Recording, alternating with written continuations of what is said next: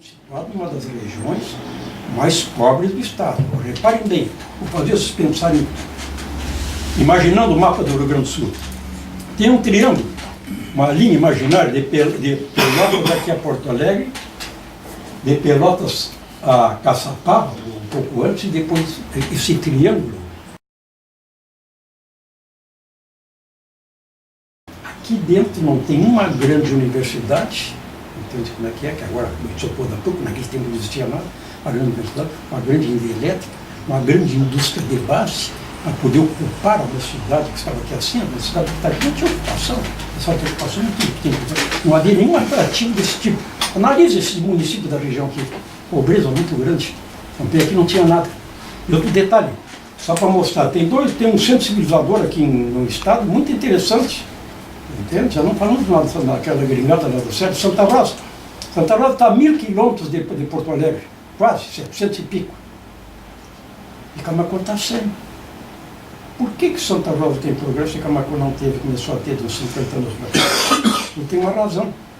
Não sei se é o tipo de colono que colocaram lá, ou se havia um apoio logístico maior dos países que mandaram essa gente para cá, se os colonos já foram mais esclarecidos, não quero entrar nada nessa questão. Então, reparem bem, nós aqui de Camaquã, a 100 quilômetros daqui de Pelotas, um centro civilizador, a Porto Alegre, recém para 50 anos que começou o progresso daqui assim, na Santa Rosa, centro cultural, econômico, centro de riqueza. Quando chegou no final do século XVIII, no final do século XIX, começou a aparecer os frigoríficos. O que aconteceu? Os frigoríficos mais modernos que as charqueadas mataram as charqueadas. Camaquã não havia nenhum atrativo estratégico econômico para instalar aqui um frigorífico. Parece? Não tinha nem infraestrutura para isso aí. Então não se instalou frigorífico aqui.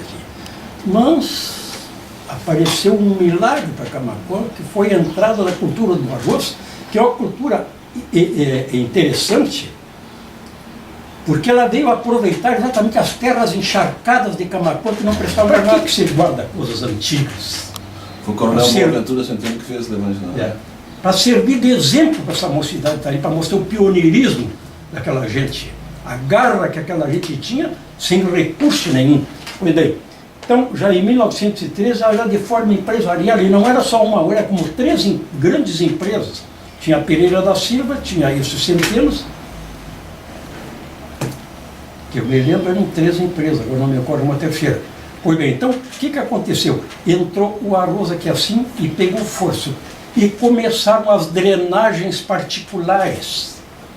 Como, por exemplo, o açude daqui da Estacada foi feito e carregava-se a terra praticamente em terra de caído. Foi indicação feita a boi. Depois foram construindo os grandes açudes. Então, quer dizer, a lavoura ela cresceu na volta do Camaquã por causa da água, com levantes hidráulicos, máquinas importadas da Alemanha. Então, nós temos toda a documentação que a família nos mandou, trouxe para cá, da Alemanha. Pois bem, por que ali? Que era a maneira que se tinha de puxar água ali. Depois, então, ela desenvolveu-se pela margem da lagoa e pela costa do Arroio Velhaco. O Arroio Velhaco é o verdadeiro Nilo de Camaquã. O irriga com 2 ou 3 mil hectares, sem bombeamento, só por declividade. O que acontece? Eles irrigam, na época, algumas lavouras com a água direta dele por canais, e na entre-safra eles enchem os açudes para o verão. Então, tem algumas pessoas que não recebem água diretamente, mas indiretamente do velhaco. Então, isso é interessante. Aí, então, quando esgotou estas coisas, começaram os pioneirismos para criar água, fazer água. Nós tínhamos lá a natureza, o Camaquã tinha a lagoa, os patos lá e tinha o velhaco. Aí começou a açudagem, a construção de açudes, de grandes açudes. Açude com 1000 hectares de água, um maré. E na época da guerra, que o Brasil não tinha ainda a Petrobras, nós era dependente totalmente de gasolina dos estrangeiros, então como é que ia tocar a nossa indústria, como é que a nossa agricultura? O problema não foi resolvido, mas a agricultura ainda não. Então ele botou o gasogênio nos tratores. Nós temos fotografia daqui assim, uma fileira de tratores trabalhando, todos eles com aquela máquina de gasogênio atrás. Esse é o gasogênio, um gás pobre, todo mundo sabe, obtido da a combustão da lenha do carvão. Quando a gente visita um cemitério nas cidades, isso é uma coisa que eu sempre falo isso aqui assim, porque eu sou um grande visitador de cemitério, porque ali a gente vê a evolução da cidade. Se vocês analisarem o cemitério São João, vocês vão ver a pobreza do cemitério São João. 4 ou 5 mausoléus de mármore. Imagina, tem como 200, 300 no mesmo período. Compreende? Livramento, pela zona da fronteira, não falo nada certo, não conheço. Pelotas, em Camacuã, 4 ou 5 mausoléus. Tudo bem.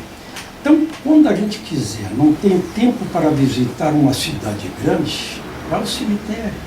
Que ali você tem uma noção qual é o predomínio étnico da região. Se é alemão, se é polaco, se é português, está ali. A longevidade das pessoas da região. A ocupação econômica das pessoas. Entende? Obviamente que tem que se resguardar uma coisa. A geração dominante aqui não é aquela que está no cemitério. Aquela que está no cemitério sempre é uma anterior. Os descendentes daqueles que estão aqui assim. Entende? E ali vocês vão ver que, pelo menos nesta região aqui do sul, compreende como é que é, o avô era rico, o filho era remediado, e o filho era remediado e o neto era pobre. Então vocês vão ver que aquelas famílias dominantes lá nem sempre são dominantes na sociedade. Então o que me contavam dele lá? Então, a gente chegava em casa e dizia assim, olha, chegou uma tropa hoje de Camacuã. Quase 50% foi para a graxaria.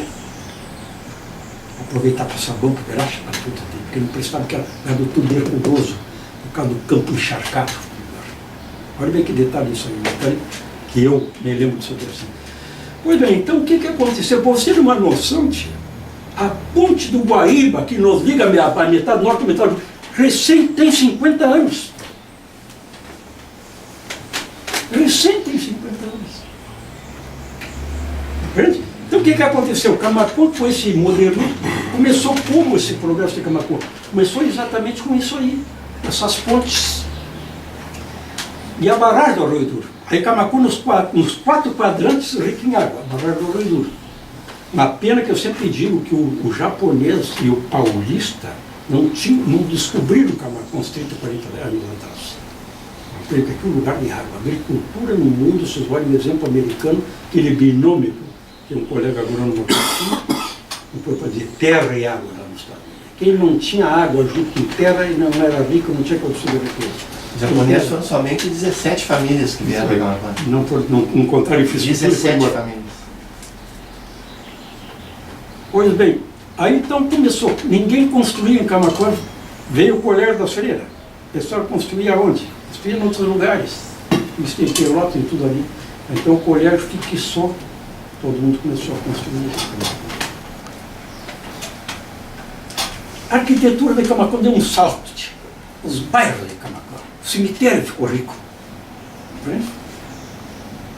E a arquitetura é o maior exemplo que eu achei. Esses bairros aqui de Camacuã, o bairro Floresta, o bairro esse aqui assim do Forte, olha o outro, me ajuda aí. Tem 3 ou 4 bairros aqui em Camacuã que é uma beleza.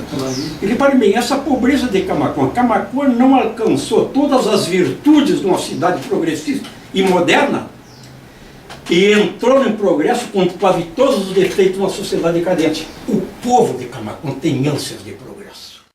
Tem certas coisas que o município não precisa ser rico para fazer. É só liderar, coordenar. Só para citar um exemplo para você, nós apresentamos aqui um projeto para o município, adote uma praça, um prédio público, um prédio histórico. Tem 15 empresas grandes aqui em Camacuã, a Quero, a Benoit, a própria nossa nativa daqui, também tem os bancos, o mercado nacional, que são como 15.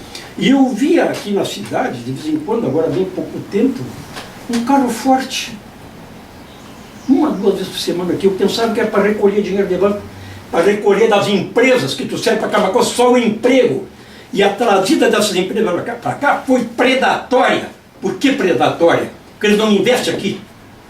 Então, esses grandes mercados, essas grandes lojas acabaram com quantas pequenas lojas de classe média daqui de Camacuã. Aquela gente educava os filhos podia dar uma alimentação melhor para os filhos e trazia o progresso em Camaquã, porque investiam aqui.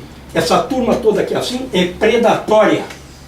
Deve prejudicar, porque arrancam dinheiro daqui assim e não investe nada. Então o nosso projeto era para botar numa assembleia os representantes dessas empresas, fazer essa exposição para eles e dizer que agora tinha que investir no lugar. Nos últimos tempos, eu não quero culpar ninguém, ninguém eu culpar. O fato é que nos últimos 30 anos, Camaquã perdeu a oportunidade de ser um município de ponta aqui no estado. Porque não sendo um município de ponta, ele está em 37º há bem pouco tempo no ranking estadual de progresso. Eu imagino o resto.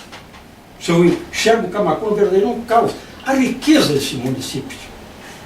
Em terras altas, terras baixas, rico em água, bem situado entre duas grandes cidades, aqui assim, ligado por asfalto, Camaquã tem de rico realmente. Compreende? É o povo camaquense. Vocês veem a ânsia, as pequenas empresas que surgiram em Camaquã, esse comércio riquíssimo aqui, cidade polo, outra coisa que eu esqueci de dizer, cidade polo. Todo mundo fica encantado com o comércio de Camaquã, mas não é o camaquense que compra. Tem 13 municípios aqui, tu quer procurar um grande enrolamento, uma peça para caminhão grande, peça para grandes tratores, para grandes máquinas, tu encontra aqui em Camaquã. Então esse pessoal de encruzilhada e tudo, vem para cá. Não estamos aproveitando isso aqui, tio. Desculpa algum exagero, então fica aí, estou disposto a alguma pergunta se tiver ali sobre